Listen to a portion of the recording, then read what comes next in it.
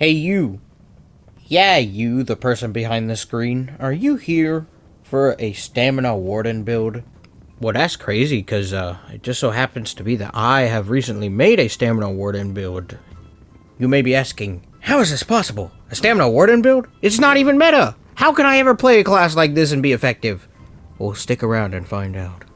If you want to refer back to anything I said in the video, or you want to skip ahead for some strange reason, though I highly recommend that you do not, and you sit through the entire video, as I worked very hard on this build video for you guys. There are timestamps in the description of the video. With that said, let's get into our shenanigans. So Warden this patch is in a very tough spot simply because ZeniMax refuses to give this class any love. At one point ZeniMax loved this class, but now they love Dragonites and Templars the most, and they just continue to buff those classes for some reason. Next patch, they're starting to debuff them, but I think a little bit more needs to be done to those classes, and a little bit more needs to be done to the Warden, in terms of buffing the Warden at least. Okay, listen, buff the Wardens in him. Sorry about that. Anyways, for the approachability rating of this build, I give it a 2 out of 5 stars. 1, because it is a Warden, and second, you can't just hold block and shoot back up to full health because you pressed one ability. This build takes some effort to play, and I explain that more in the combat stuff section of this video. This Warden build can do all of the content in this game, at least PvP related. It can do duels, it can do open world, it can do battlegrounds, it can do 1vx, it can even bomb. But most importantly, it is super fun to play. I have a feeling that you don't believe me. Well, guess what? I have a montage for you. And so you best strap in, because this is a very, very good montage. But before we get to the montage, if you enjoyed this video and you managed to watch it all the way to the end, do consider leaving a like on this video and subscribing to the channel, as we are almost at 1,000 subscribers, and I am very excited, and I look forward to hitting 1,000 subscribers, because then I can do a Q&A for you guys, and it'll be a lot of fun. But yeah, with that said, I really do hope you enjoy this montage. Oh my god, okay, I got a meteor. Alright. Let me know when you guys are done there. Look for sniper. Look, do it. We'll follow. Ready.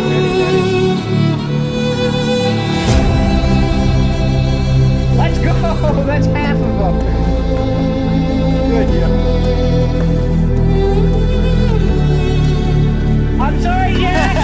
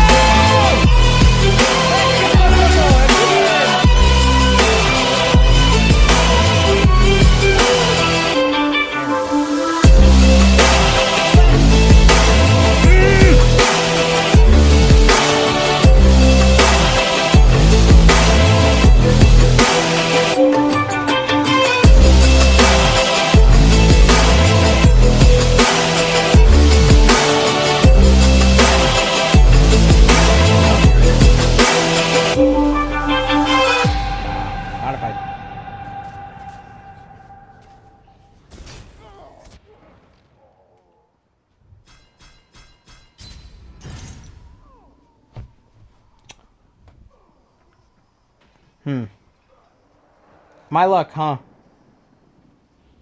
My luck.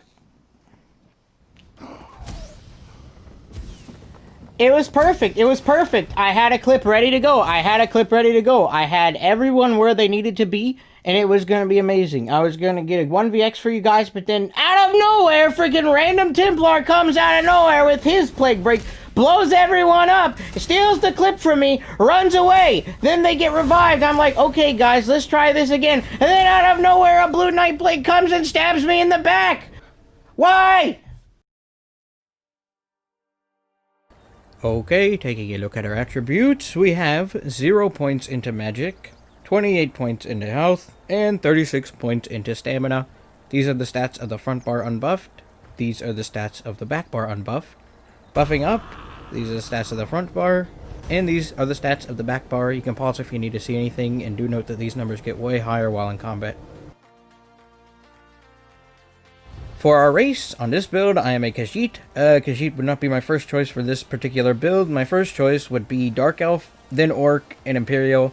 Then I'd probably do Khajiit, but we're a Khajiit because that's my character. As we are a Khajiit, these are the passives that we get. Robustness, increasing all of our recoveries. Lunar Blessings, giving us more max stats. And Feline Ambush, increasing our critical damage and critical healing done by 12%, and making us better at playing hide and seek. For our Mundus Stone, we are using the Serpent. We are using the Serpent because it gives us more stamina recovery, and Warden as a class has very poor recoveries in general, so having the Serpent really backs that up. I would not use anything like the Warrior or anything else. The Serpent is what you want to use because everything's really expensive, and you run out of resources faster than you think. For our consumables, my food, I am using Orzorga Smoked Bear Haunch. I'm using Orzorga Smoked Bear Haunch because, like I mentioned earlier, sustain is very tough on a Warden. This gives us stamina and magic recovery, and plus some maximum health, which scales really well with the minor toughness that we are given from our class passives. If you don't want to use Orzorga Smoked Bear Haunch, or you just think it's too expensive or something, you can use Duels of Misrule. It's a good alternative, as it still gives you the same things, it's just not as potent. For our potion, we are using the Essence of Health, or the Tri-Stat Potion. We are using these, and primarily these, because our sustain on Warden is very poor. This really helps with that, as we get all of the resources back when we use it, and recoveries for each of those resources, allowing us to sustain a lot better. And no, I am not using any weapon poisons on this build. Hello, hi, welcome. Welcome to the gear section of the video. If you're just here for the gear sets, that's fine, but I normally advise people to sit through the entire video because it's more than just a few gear sets that you slap on in order to make a build work right. Anyways, for our main hand, we are using a Plague Break Mace with a Shock Enchantment. It is Nirnhoned. If you have no idea what Plague Break does by now, well, here you go.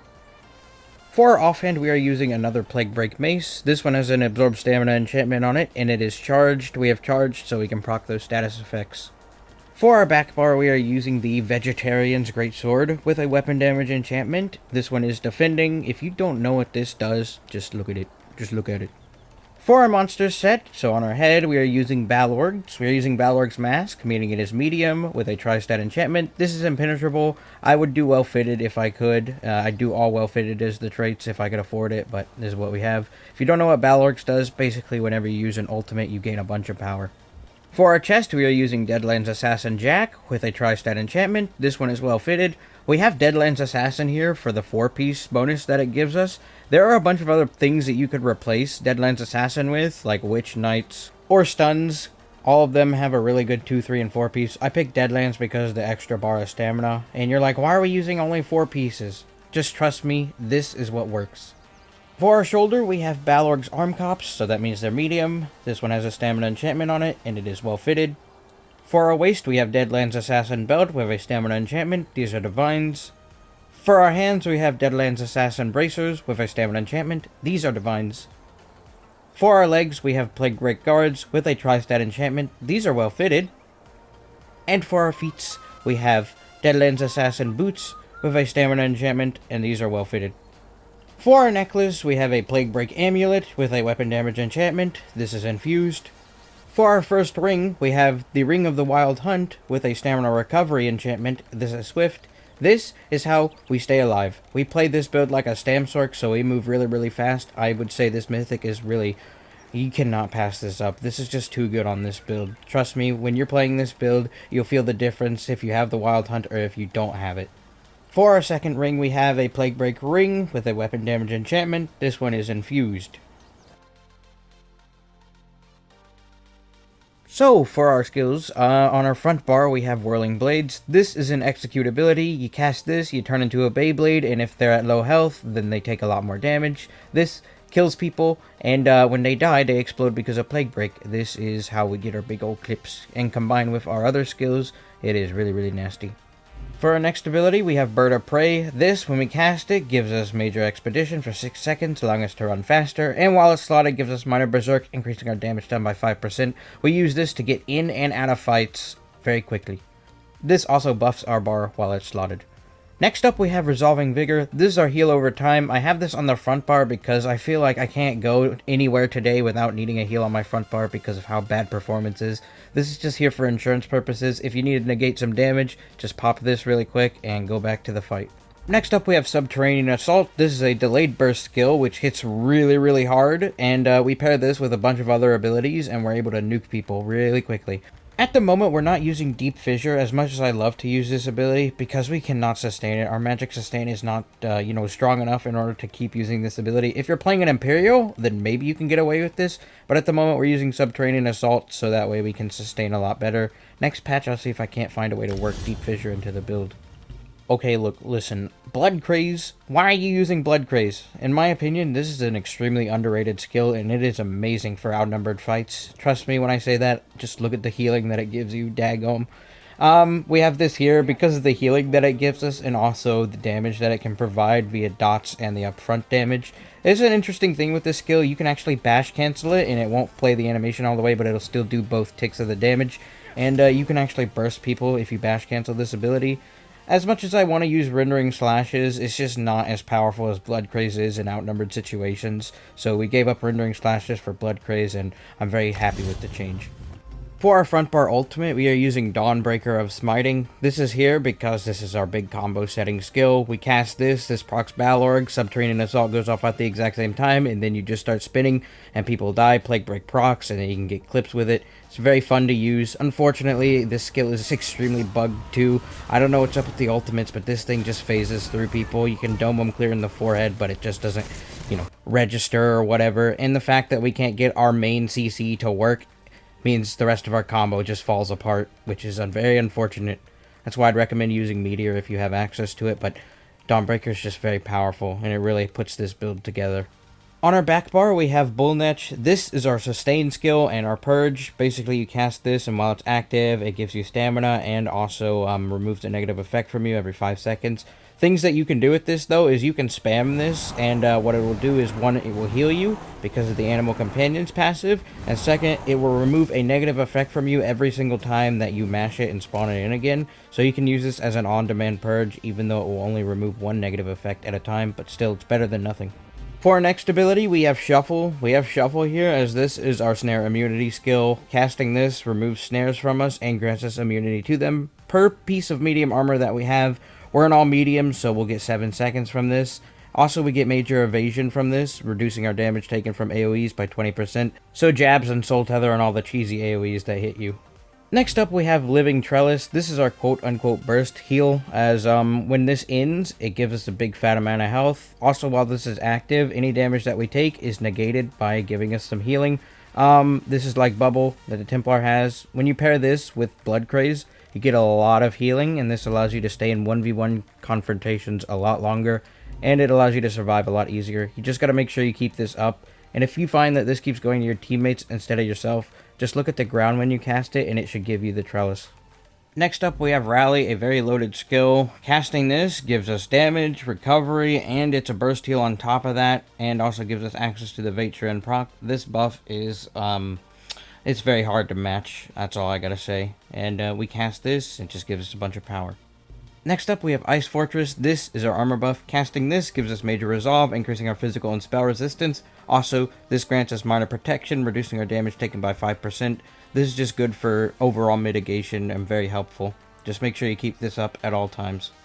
For our back bar ultimate, I'm using Healing Thicket. This is our oh no, I'm stuck on my back bar healing ability. So if we know we're really pressured and we really need the heals in order to survive, we just pop this down and we're able to heal ourselves very quickly. This ability is really weird though because it's a ground casting ability. It doesn't want to work like half the time. You can keep mashing the buttons, it's not even going to go down. Even if you have the auto cast on, it's just annoying. But having it on the back bar means it's there if we need to heal or we need to heal someone else. And also, make sure that you fill out all of your passives, your class passives, your weapon passives, your armor passives. Please check them to make sure they're all filled out. I make that mistake a lot, and I just leave one small little passive undone, and the power of my build is decreased, and I'm not a big fan of that. So just make sure you double check and make sure everything's filled out. Okay, taking a look at our champion points in the role player tree, we have Master Gatherer, Gifted Rider, Plentiful Harvest, and Steed's Blessing.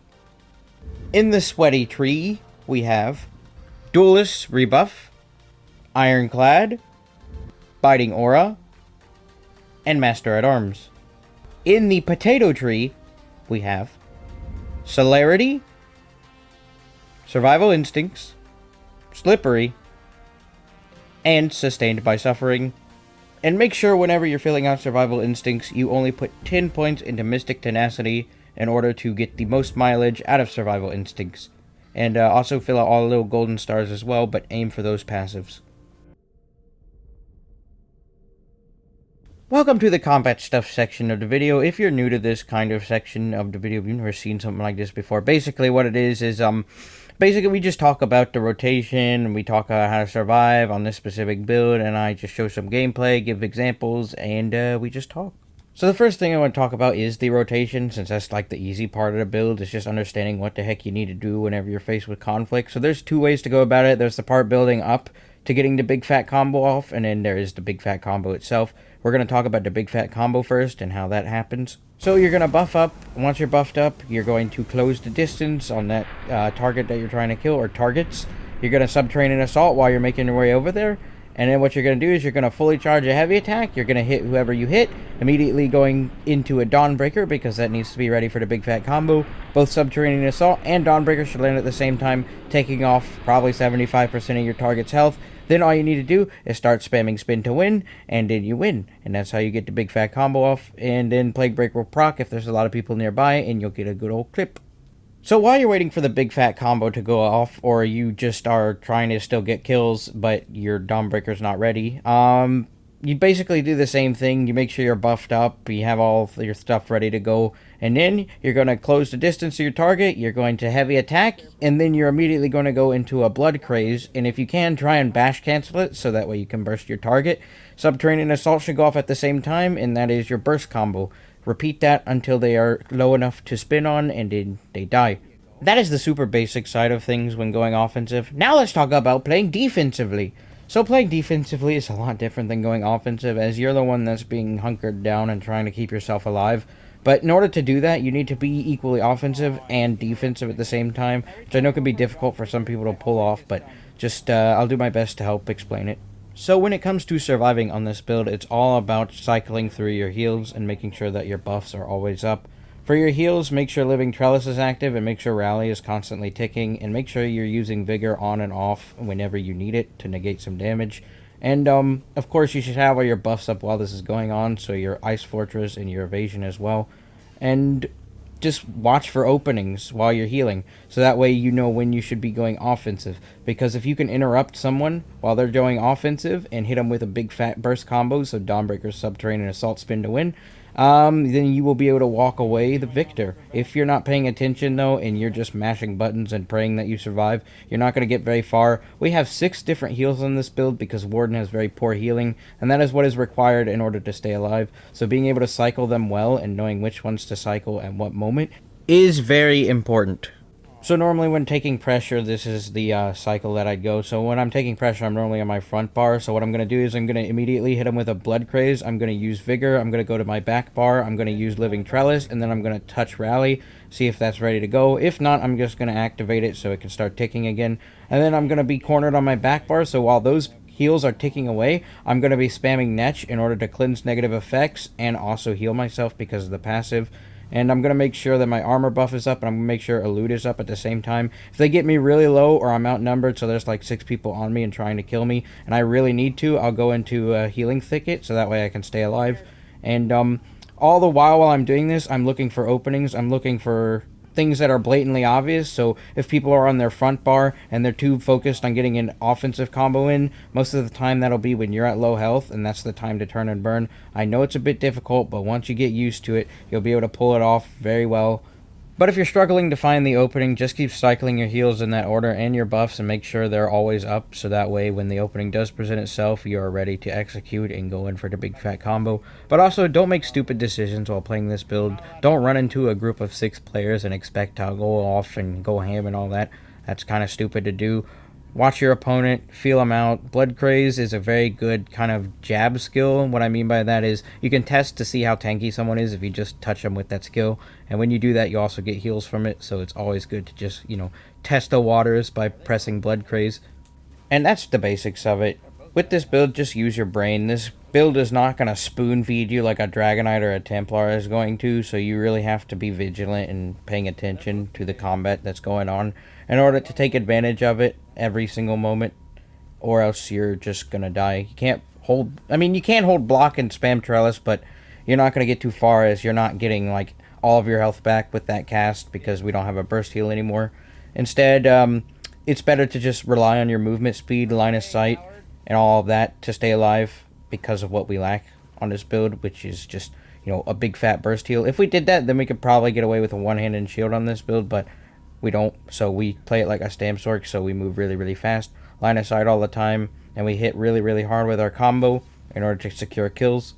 And one last thing, this build is really, really good at strafing runs. What I mean by that is if you just sit back, charge your ultimate, look for an opening, so when people are stacked on top of each other, and then just zoom in there really quick with wings and your Ring of the Wild Hunt, Dawnbreaker, Subterranean Assault, spin to win, and you bomb them, and you get out. It's really good at doing that, but it's designed to do other things. Play this build however you want. As long as you have the skill to back up playing this build, you can do whatever the heck you want with it. Duels, open world, battlegrounds, bombing, you name it. This build can do it. I've done it. It's a lot of fun. And I would recommend that you try this build.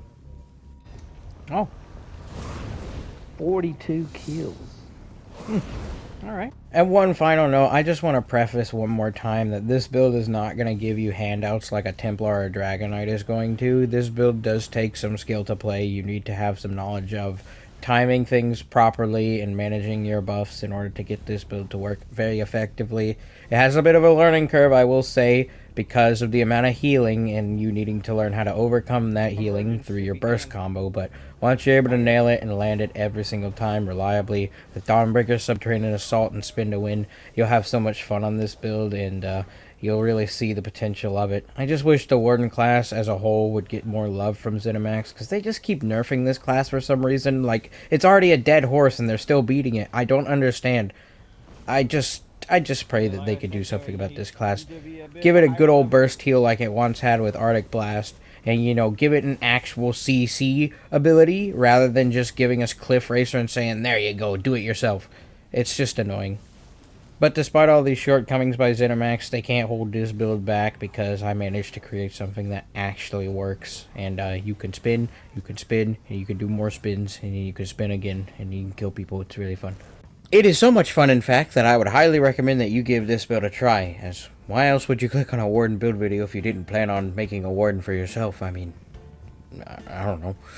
Anyways, I do hope you enjoyed this Warden build video, and you enjoyed a Warden build if you end up putting it together yourself, as again, it is very fun, and it has my seal of approval on it, so you know it's been tested, you know it's been tried, and you know it has been getting clips for the past 3 days. Listen, don't tell no one, but I streamed this build for 25 hours in total over the last 3 days. If you want to go check out some unedited gameplay of this build, you can check out one of those streams. I have one of them linked at the end, but if a total of 25 hours is not enough to convince you or tell you how much fun I had on this build, I do not know what will convince you. And remember that challenge I asked of you at the very beginning of the video, where if you watched all the way till the end, that you would leave a like and subscribe if you're not subscribed. Can you please do that? And even if you think you're subscribed, can you please double check, because sometimes YouTube does funny things, I've been told, so just go check. listen, that's enough of me begging for your guys' support and all that. And, I guess we'll close now. Thanks for stopping by the video. Have a good night.